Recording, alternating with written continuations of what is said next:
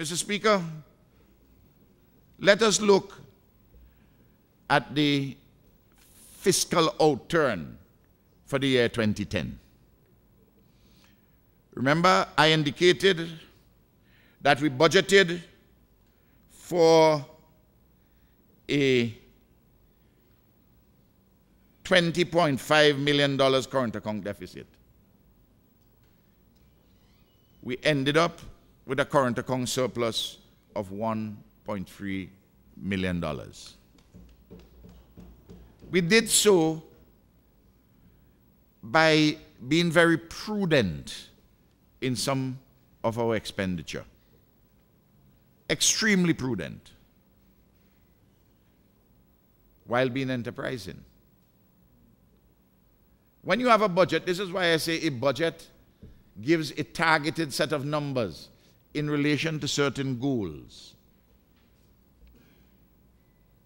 But if in the first half of the year, you're looking at your revenue collection on a monthly basis, and you see things are coming tight, I tell my cabinet, I said, I don't see that the revenue numbers are going to be increasing sharply, so that certain things which we intended to do, we can do, but we have to scale back in this way or that way, and hold it. And the reason why that can happen is because I lead a team, and we talk about these things. Mr. Speaker, let me just say this. They may appear to be simple matters. There's a prime minister, for instance, in an island, in a Caribbean country. A senior minister who was with him for 13 years called me. He said, I want you to talk to your brother. He said that there's no collegiality. There's no oneness. I say, how you mean? Don't you go to his house? He said, no, I can't go to his house unannounced, and I've been there twice in 13 years.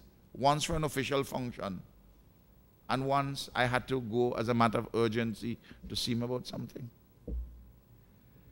Well, my house at GOS is open to all my colleagues and their families, and also the official residents. Every week, we eat a lunch together, every single week. And during that period, when we eat it, we talk matters about government, but we talk a lot of personal things. And you build friendships and relationships. Why is it that you have never seen somebody resigning from the ULP? Or I had to take somebody under my wing? Because I had to hold the jib or some other such expression. No, because of the way we function. Mr. Speaker,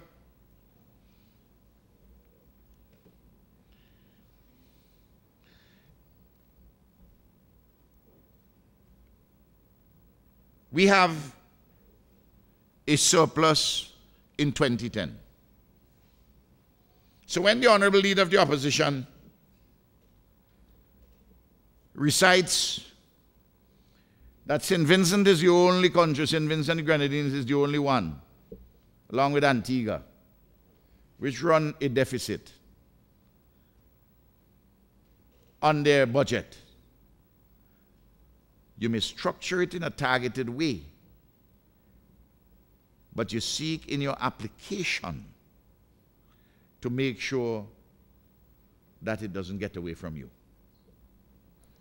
Mr. Speaker, and that's why the Deputy Prime Minister, whom they would say she's a school teacher, but you notice she read the first page of the conclusion about deficits and manageable deficits if you hold them for a period of time. Because she understands it. It is something which we all discuss. But let us look at our comparison with the rest of the OECS. Mr. Speaker, let us look at per capita GDP. Per capita GDP. Gross domestic product. The gross domestic product is the value, the aggregate value of all the goods and services produced in a country within a year. That's the measurement. And to have the per capita, the per head, you divide it by the population. And this measurement is an internationally accepted measurement having the GDP at market prices. And really, it's easy in a region which is so homogeneous too, our sub-region. I'm addressing the 6 independent countries of the Eastern Caribbean Currency Union. When we came to office, we were last among the independent countries of the OECS. We were last in 1984. We were last in 2000. In fact, the gap was growing wider. I've demonstrated that time and again in this Honorable House between the others and ourselves. What has happened? And I'll just take 2005, 2006, 2007, 2008, 2009, the 5 years. And come up, I'll give an average as to how we have seen the per capita GDP grow. But I'll give the absolute numbers. Remember, we were last. We are now number 3.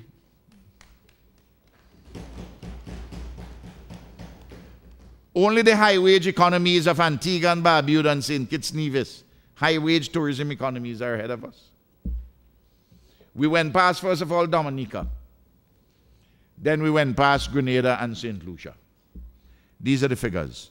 And Mr. Speaker, lest it be said that I'm using our rebased figures and not the older GDP figures, because our rebase figures would be higher than in some countries which haven't done the rebasing yet, even though they're all moving to it. So what I've done, and what I had the staff do, is to use the pre-rebasing figures so that there would be, you're comparing same and same.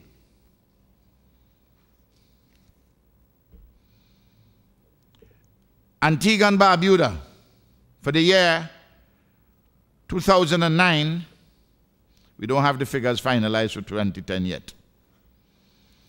The per capita GDP, sometimes they call it the per capita income for short. It's a precise measure, the per capita GDP. Antigua and Barbuda, $33,249. St. Kitts Nevis, $27,152. Number 3, St. Vincent and the Grenadines, $15,884. St. Lucia, $15,236. Grenada, $15,034. And Dominica, $14,036. This tells us what all Vincentians know, that our wealth in this country has increased, and people throughout the whole country have had, on an average, a lift in their wealth, their incomes, and an improvement in their lifestyle. I will come to the poverty issue shortly. Mr. Speaker,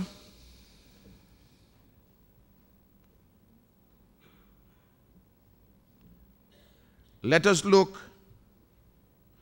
at the GDP at market prices current, the same 5-year average, and see what the increases have been. The highest increase, St. Vincent and the Grenadines, 6.8%. Next, Antigua and Barbuda, 6.1%.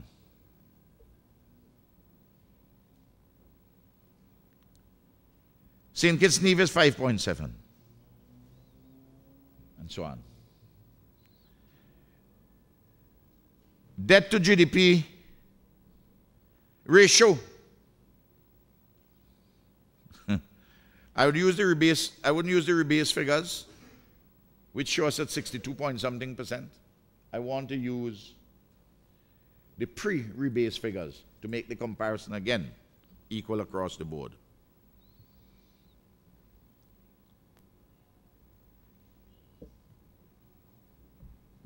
In 2001, when we arrived here, the debt to GDP ratio for St. Vincent and the Grenadines was 72%.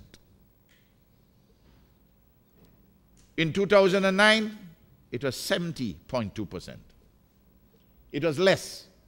Why was it less? Because the GDP grew faster. The wealth of the country grew faster than the rate of the increase in the debt, and we have to take into account too the nearly $180 million in debt relief which we obtained on the Otley Hall project. Incidentally, you didn't hear a word about them from Otley Hall. They have amnesia.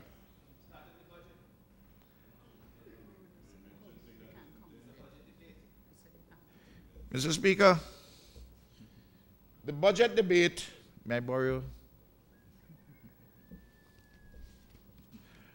I'm telling you, the standing orders, Mr. Speaker. 62-3. After the Minister of Finance has made his budget speech, the motion for the second reading of the bill shall be seconded, and the debate thereon shall commence the following day, and shall be confined to the financial and economic state of the country, and the general principles of government policy and administration as indicated in the bill and the estimates. The financial and economic state of the country. The Otley Hall debt is an issue touching upon the financial and economic state of St. Vincent and the Grenadines. And I will talk about it in my wind-up. But you wouldn't want to say anything about it, would you? You might? Well, you're reckless enough. You're reckless enough because you told us that the Argyle International Airport has the potential to bankrupt the country, and you dealt with all the wind studies and so forth. You were essentially, you were not a page 4 man, which is the SCL page. A major international construction group will partner the NDP to finally get the Argyle Airport into a state of readiness. You're not a page 4 man. No. I'm just showing how you're reckless. That's the point I'm making. You don't get me off. The NDP is about the governance of the country too, no? To keep you out from it.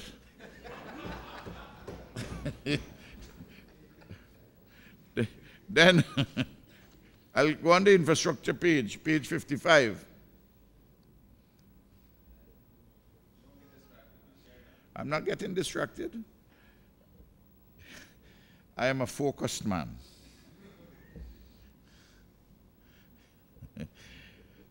In fact, what Luther and the comrade, you remember the hit during the election? NDP, them a joker. Like a pack of card, them a play poker. You remember that one?